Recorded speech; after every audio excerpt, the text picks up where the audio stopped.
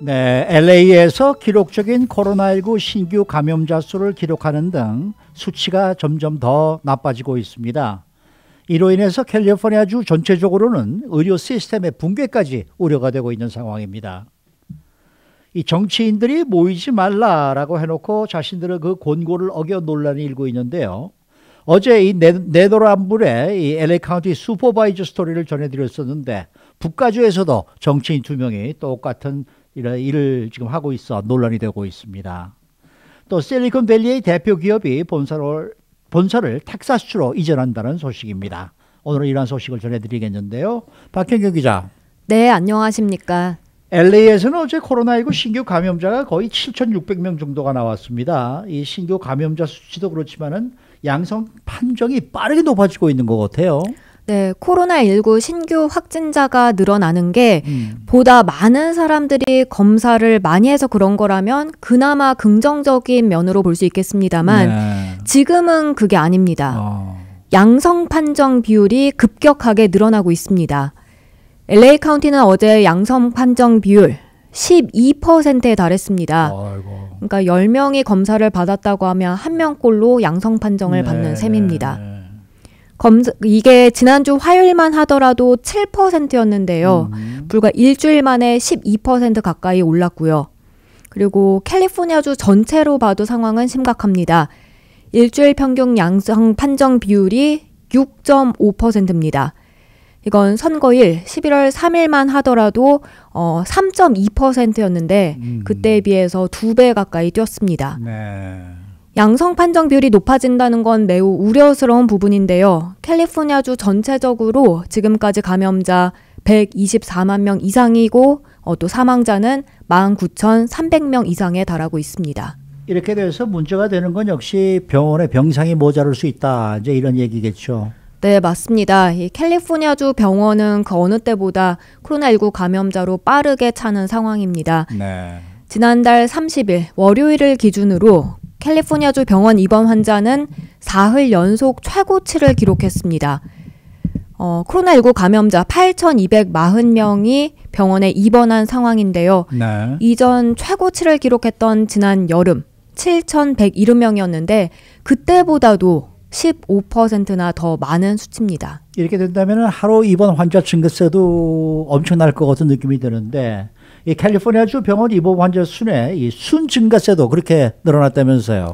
네, LA 타임스가 그 수치를 분석해 봤는데요. 네. 지난주가 최신 자료인데 지난주에 캘리포니아주 병원에 입원한 환자는 하루 평균 324명씩 늘어났습니다.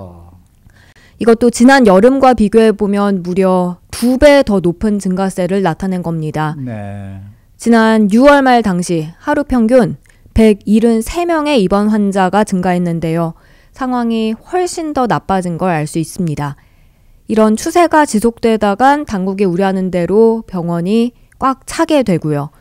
코로나에 감염돼 병원에 입원할 정도로 몸이 아파도 병원에 입원할 수 없다는 뜻이 될 수 있습니다. 네.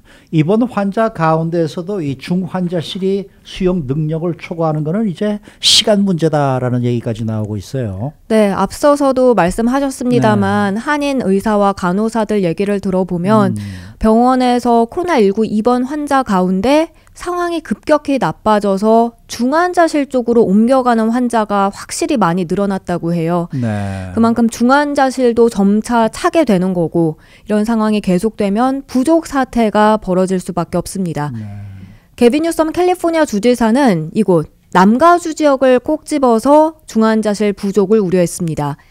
이런 추세가 지속될 경우 이달 중순, 늦게도 이달 말에는 중환자실이 다 차고 부족해질 것이라고 밝혔습니다.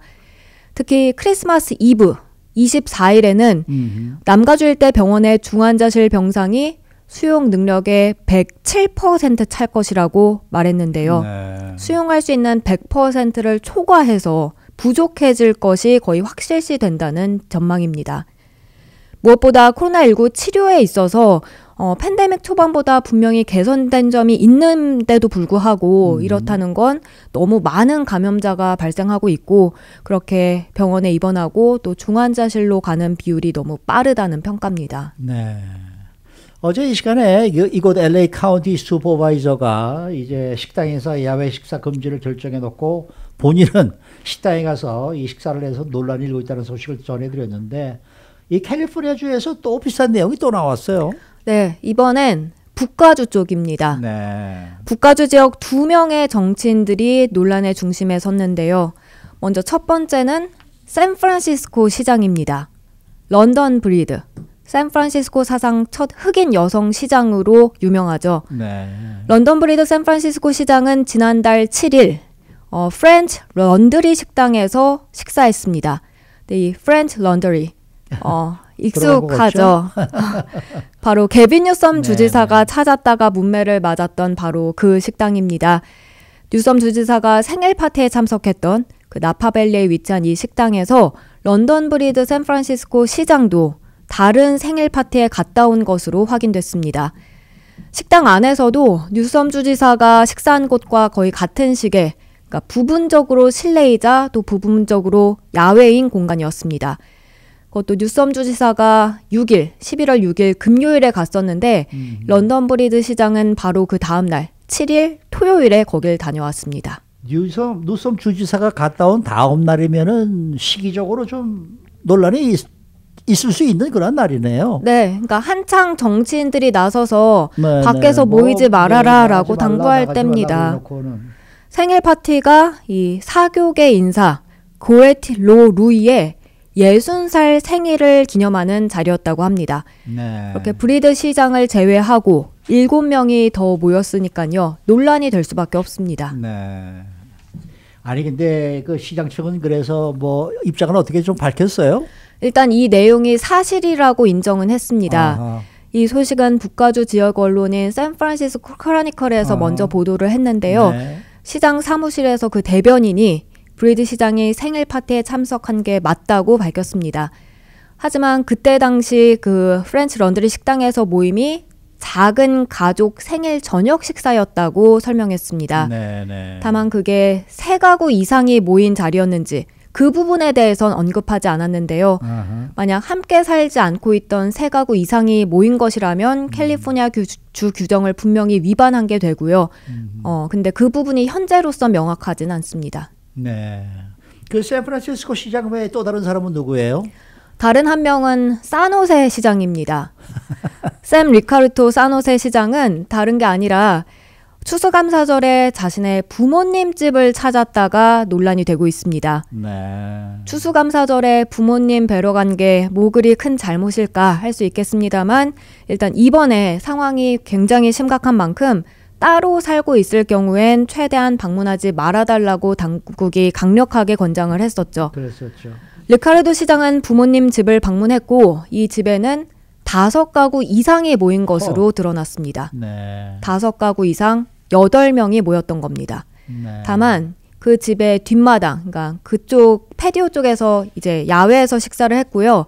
밥 먹을 때를 제외하곤 계속해서 마스크를 쓰고 있었다 하는데요. 그럼에도 불구하고 논란은 계속되고 있습니다. 그 세라제이 시장은 사과를 했습니까? 결국 이 사과문을 발표했습니다. 네. 추수감사절에 가족들과 만나 식사한 모임에 관한 이 캘리포니아주 규정에 반하는 자신의 결정에 사과한다고 밝혔습니다. 네. 자신의 행동이 모범이 됐어야 하는데 특히 공중보건 명령에 관해선 잘 따르고 모범을 보였어야 했는데 그걸 오히려 무시했다고 전했고요. 앞으로는 좀 더 신중하게 행동하겠다고 약속했습니다. 이런 시장이나 슈퍼바이저들은 다음 선거에서 떨어져야 되는데. 네. 자, 다음은 북가주 실리콘밸리 대기업이 본사를 텍사스주로 옮긴다라는 소식을 좀 전해 주시기 부탁드릴게요. 네, IT 기업 휴레패커드 엔터프라이즈 HPE가 본사를 실리콘밸리에서 텍사스주 휴스턴으로 이전한다고 어제 밝혔습니다. 네. 이건 IT 관련 뉴스뿐만 아니라 경제 뉴스에서도 꽤 크게 보도가 되고 있는데요. HP는 어제 4분기 실적 발표를 하는 자리에서 산호세에 있는 본사를 최첨단 사옥을 만들고 있는 휴스턴으로 옮길 계획이라고 공식적으로 밝혔습니다. 네. HP는 휴스턴은 가장 많은 직원들이 있는 곳이고 인재를 영입하거나 유지하는 데도 유리한 곳이라면서 이같이 전했고요. 단 산호세에 있는 그 사옥은 그대로 유지하고요. 본사 이전으로 인한 감원은 없을 것이라고 밝혔습니다. 이 휴렛 패커드 엔터프라이즈 HPE 그러니까 뭐 휴렛 패커드와 연관이 있는 회사죠? 네, 맞습니다. 그러니까 실리콘밸리에서 시작해서 세계적인 기업으로 성장한 첫 기업 휴렛 패커드 HP 잘 아실 텐데요. HPE는 여기서 2015년 기업용 클라우드 사업과 개인용 컴퓨터, PC 사업으로 분할하면서 만들어진 회사입니다. 네, 근데 왜 본사를 왜 옮기는 거예요? 비용 때문입니다. 이 북가주 거주 비용이 워낙 비싸고요. 굉장히 비싸죠. 또 캘리포니아주 세금도 굉장히 높은 편이죠. 네. 그렇게 높은 비용을 피하기 위해서 비용이 상대적으로 저렴한 텍사스주로 이전하는 건데요. 이 소식은 최근 실리콘밸리에 있는 기업들의 이주가 이어지는 가운데 나온 것입니다.